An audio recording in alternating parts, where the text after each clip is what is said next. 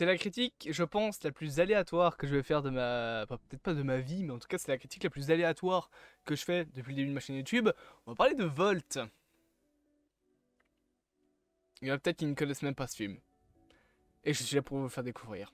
Salut tous amoureux de du cinéma, nous allons donc, comme je l'ai dit, parler de Volt, un film Disney sorti en 2008, qui suit donc l'histoire, pardon, de Volt, un chien star d'Hollywood, qui ne sait pas qu'il est star d'Hollywood, qui pense réellement que le monde fictif dans lequel on le met est le monde réel, et qui va donc devoir retrouver sa fameuse Penny après s'être retrouvé à New York, alors que de base le chien, le mec habitait à Hollywood. C'est un film qui, il me semble, a bien fonctionné. Je sais pas combien il a coûté, j'ai pas vu le budget, par contre j'ai vu le box-office, et il avait fait 300 millions au total. 300 millions en 2008, c'est bien, franchement c'est très très bien, il y a des films qui ont fait moins que ça, donc honnêtement non, c'est vraiment bien 300 millions, encore aujourd'hui 300 millions c'est énorme pour un film. Je pense que le premier Sonic a fait 300 millions, et le 2 a fait 400 millions, je crois que c'est une connerie en genre. Mais du coup voilà, c'est un film que beaucoup de gens connaissent, je pense quand même, et si vous ne le connaissez pas, je suis là pour vous le faire découvrir, bien évidemment. Alors attention, alerte spoiler, ça paraît logique, mais c'est une critique, si tu as cliqué, bien évidemment, c'est pas précisé avec ou sans spoiler, vous le savez, c'est qu'il y a du spoil.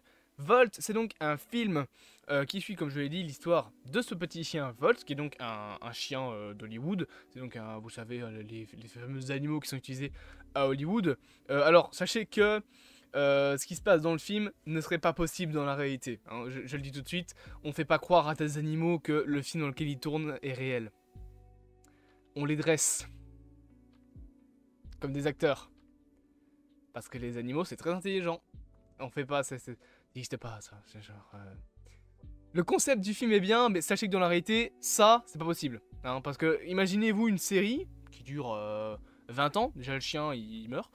Non, je rigole. Mais genre, imaginez-vous un cheval qui fait du tournage pendant 20 ans, qui est qu'un cheval de figurant. Vous l'imaginez devoir lui expliquer à chaque fois pourquoi il se déplace? Pas possible.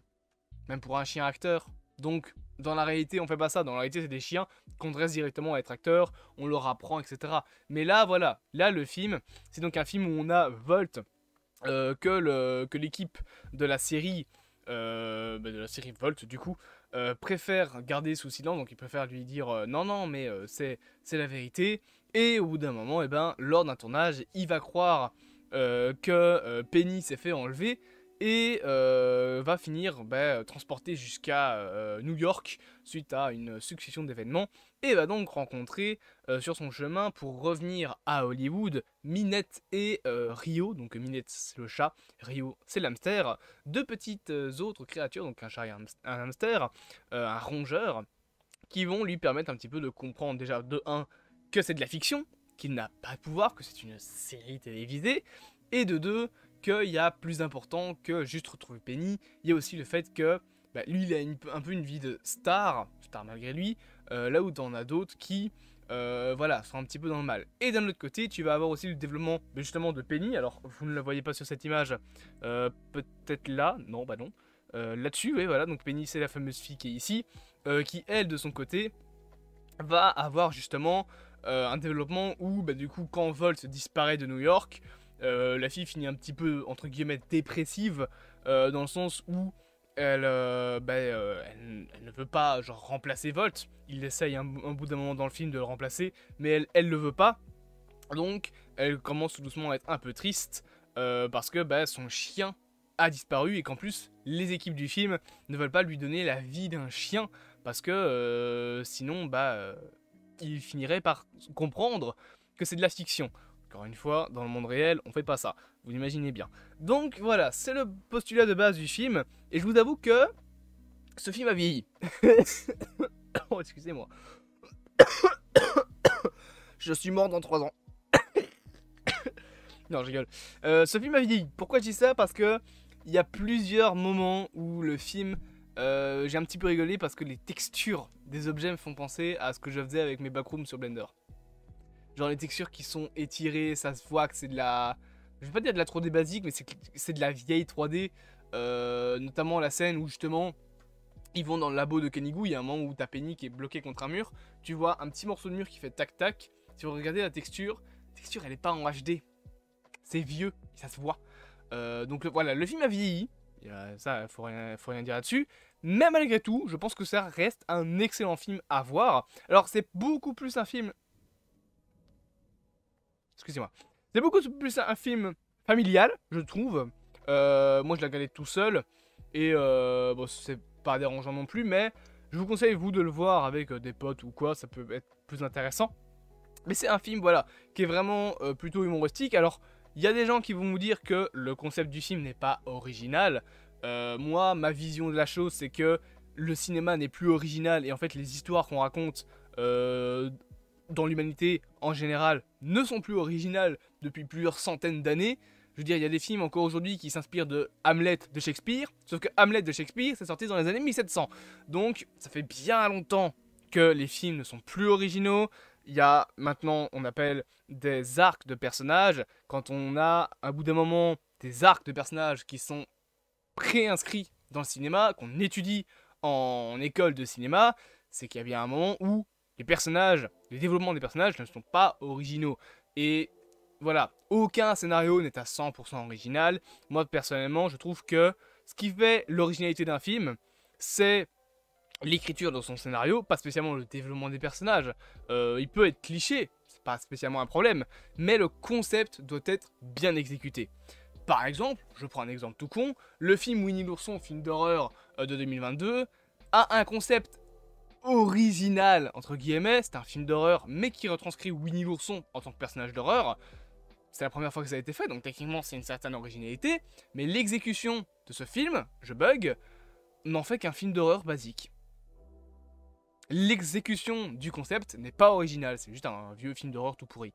Le film Avatar a une histoire plutôt pas originale du tout, genre on a déjà vu ça des centaines de fois, mais ce qui est intéressant dans le film Avatar, c'est pas spécialement son scénario, oh là j'arrive plus à parler, c'est ses effets spéciaux. Ce qui fait l'originalité du film Avengers, c'est le fait de ramener autant de héros de films différents, chose qui n'avait jamais été faite auparavant. Volt n'a pas spécialement un concept original, dans le sens où on a déjà vu des films avec des chiens qui parlent, ça y a pas de problème. Par contre, le fait d'avoir un animal qui ne se rend pas compte, ou en tout cas un personnage qui ne se rend pas compte du monde autour de lui, ça a déjà été fait, mais la manière dont c'est exécuté dans le film, c'est ça qui en fait l'originalité. Je sais que beaucoup de gens ont comparé Volt au film Truman Show avec Jim Carrey.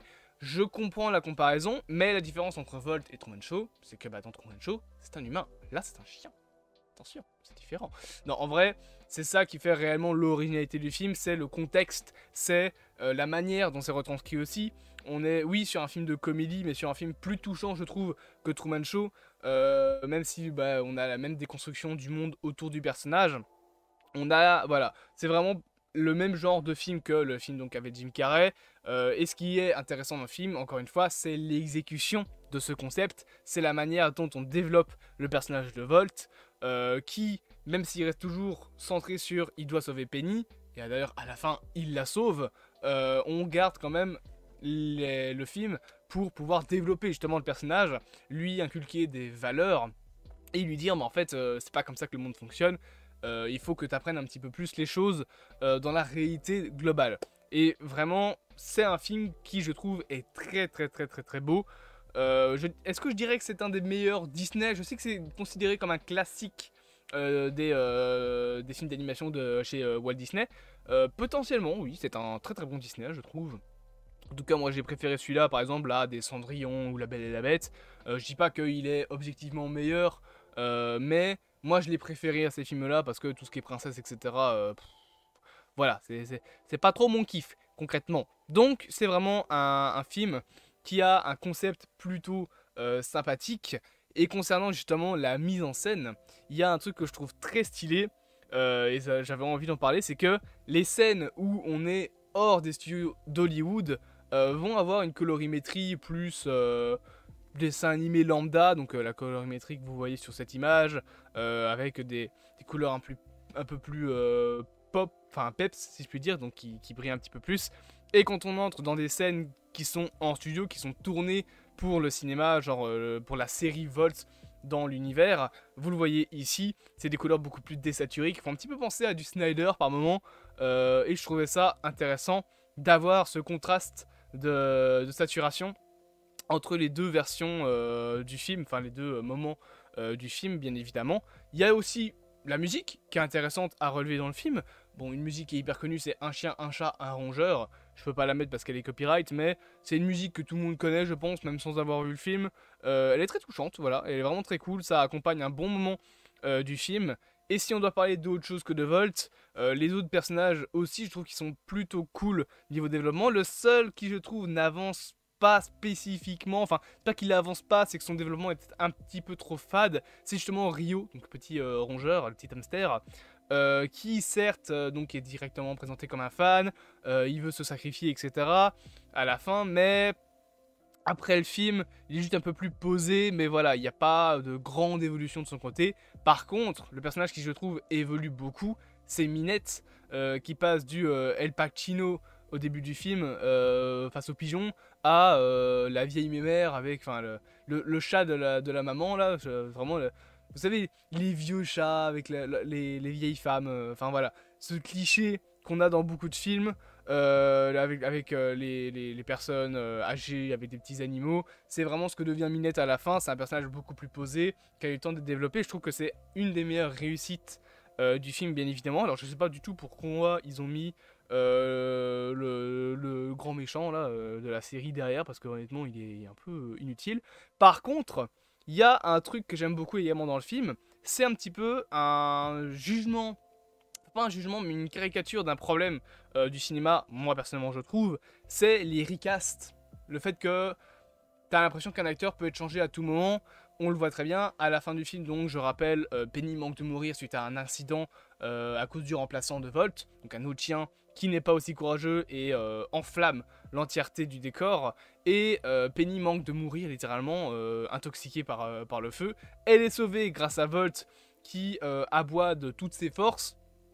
Et par la suite, la mère dit au producteur de la série, en fait, on dégage. Et tu vois à la fin que ça n'a absolument rien changé. Les producteurs vont continuer la série avec un nouveau chien et avec un nouvel acteur pour Penny. Ils vont juste dire ouais, voilà, t'as eu un accident, du coup on a dû modifier ton visage. Donc ça montre un petit peu vraiment ce problème d'Hollywood où les acteurs, à part quand ils sont sous contrat, n'ont pas vraiment la certitude de revenir dans un autre film. Tout peut changer, tout peut d'un jour au lendemain disparaître et t'es jamais réellement sûr de revenir. On l'a vu avec Johnny Depp, le mec s'est fait dégager des Animaux Fantastiques alors qu'il a été plus ou moins jugé non coupable, et pourtant Mads Mikkelsen l'a remplacé dans le troisième. Et honnêtement, même si c'est un très bon acteur, il ne sert à rien dans le film. Voilà, je pense que c'est sa pire performance parce que des Animaux Fantastiques 3 est une merde. Il n'y a rien à sauver. Donc c'est vraiment un problème de taille, je trouve, dans le cinéma, ce côté où t'es jamais sûr de revenir. On a ça aussi dans des films du MCU, hein. Je pense par exemple à Terrence Howard, qui pour une question de salaire a été remplacé par, comment il s'appelle déjà, Don Cheadle dans le rôle de James Rhodes, etc., etc. Là dans le film, on montre aussi l'actrice qui joue Penny, qui je suppose s'appelle Penny également, décide finalement de quitter. Enfin, sa mère dit qu'ils démissionnent et qu'ils ne reviendront pas sur leur décision. Voilà, ils s'en vont dans un petit range. Et du coup, les producteurs, qu'est-ce qu'ils en ont à faire? Rien du tout. Et ils la remplacent par une autre actrice. Ils bidouillent le scénario pour expliquer ça. Et voilà, fin de l'histoire. Hop, c'est au revoir. C'est un problème qu'il y a beaucoup dans le cinéma. Et j'aime bien le fait que ce film parle de ça vers la fin. C'est plutôt intéressant, surtout qu'il y a tout ce côté cinématographique, film, série, qui est autour de tout ça pendant tout le film. Donc voilà, c'est vraiment un petit film intéressant à voir. Je sais pas si vous l'avez vu. Si vous ne l'avez pas vu, écoutez, je vous conseille de le voir. Bien évidemment, si cette vidéo vous a plu, n'hésitez pas à vous abonner. J'allais dire à la abonner. Ok, le français, il est par là. À vous abonner, à lâcher votre petit pouce bleu là, vers le haut, pas celui vers le bas. De toute façon, celui vers le bas, on ne voit plus, donc ça sert plus à rien. À vous partager la vidéo, du coup. Et bien évidemment, à me dire en commentaire si vous avez vu le film, ce que vous en avez pensé. Je sais que certains n'ont pas aimé, d'autres l'ont vraiment bien aimé. Moi, personnellement, c'est mon petit coup de cœur de chez Disney. Bien évidemment, on se dit à bientôt pour de prochaines aventures. Sachez que demain, je prépare la critique du film Your Name, donc un film d'animation japonais. Ça va être très cool. On se dit à bientôt pour prochaines aventures dans ce vaste multivers.